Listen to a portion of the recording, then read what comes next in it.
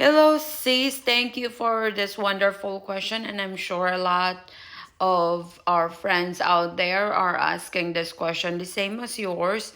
And I love to answer this question for you. Okay. Your question says at Jama Jama 453 is Filipino-American Heart Channel. How did you process your son's adoption? Did you hire a lawyer? My husband will adopt my child, but we don't know how or where to start. It also benefits my child so that I can get her a US passport. I can't get my child passport because the biological father doesn't have any paperwork that goes along with the consent. And then you have another question. I need help, ma'am, because ideas for adoption. How and where to start the process? Did you hire a lawyer?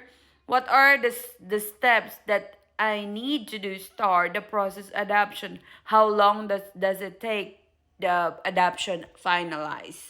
Hello, Cece. The first question is did we hire a lawyer? Yes, we do hire a lawyer. We hired two lawyers.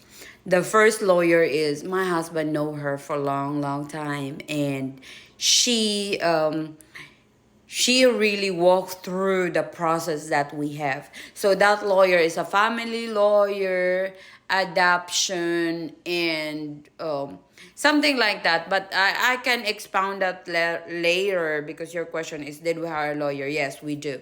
Plus, she got also another lawyer that helped her. A second lawyer is the one who published the adoption process to the Philippine court. Okay, that since it's international, she is the one who published it. She published it twice. The first time she published is like October, I think, and then the second attempt, because the biological father of the kids did not show up. I know he will really did not show up because if he really if he really want to support his kids, mothers don't need to ask the biological father to give. If he is really responsible enough, he will he will give something for the children. No need for begging, no need for the mother to beg the father because it's his responsibility.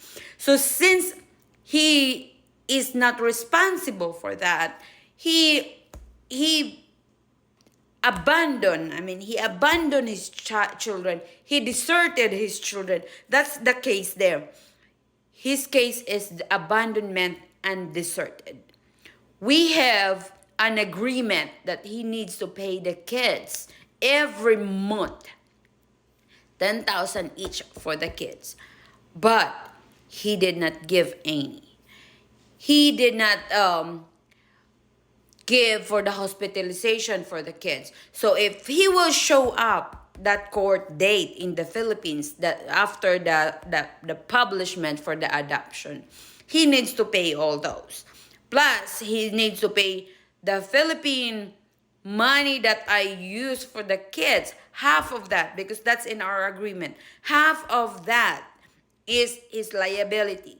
Plus, the kids are here in America. They are hospitalized. He needs to pay it half of that by dollars too. So I know he will really not show up because the court in the Philippines will really force him to pay. Plus his retirement, half of that he should give it to the children because they are minor kids. They need help for their biological father, but he did not even give even 1 cent in the Philippine money. He did not give any. Plus, he is using the children names since they are minors. He is using the children to get more money from the government, which is the government should check on that too. With these fathers who are claiming their children, but they are not, I'm sorry, they're not giving any. The government should stop that. they should check this this people who are using their minor children after their retirement, because that's what happened to my boys. They are being used from their dad, from their biological father, to earn more or to get more money from the government monthly after he retired. So just imagine that he is so cruel to his own children. It's so bad. I hope it will be checked too. So I know that he will not show up in that court October, December court date. He did not show up. So after that, the lawyer, the second lawyer, she is the one who is the litem, or how do you call that? She is in the GEL or GAL. She is the one who published everything. She is the one who tried to communicate the biological father to hear what is in his side and to get the support from the kids, or to get an answer from him if he will let his children being adopted by the stepfather. But he did not show up. And then the another thing that she did is that she do a home visitation. Is the children safe in the house? Is the environment of the child or the children are okay? Is everything, like, she even asked us about the kitchen, what is in the kitchen, what is in the cabinets that we have, show the room of the boys.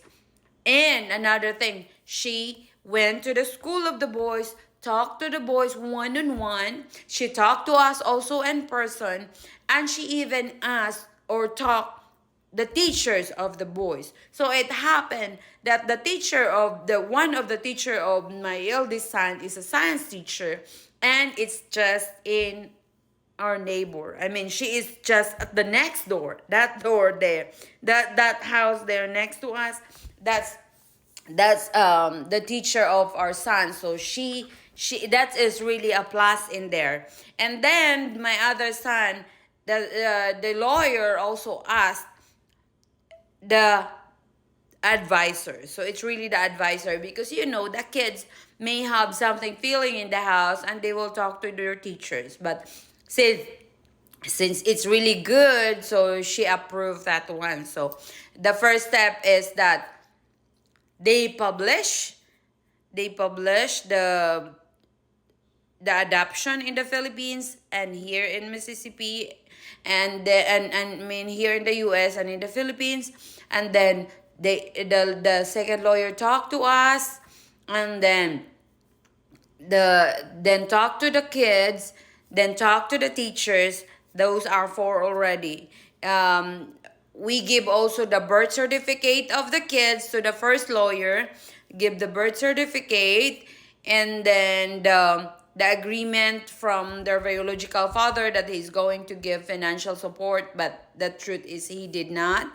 Plus that bank account, it really shows that it's empty. And then what else did we do? That's all the process. And then we got the first hearing, and we don't need to show up because it's just the judge who will read it that we filed the adoption. And then after that, we have the second hearing, which is all of us show up in the court.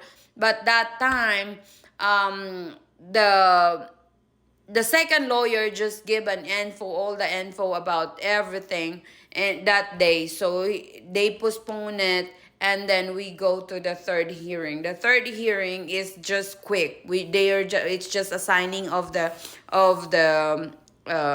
judge, and they give us that court order. And then plus another thing, when the child is adopted, you can change also the full name.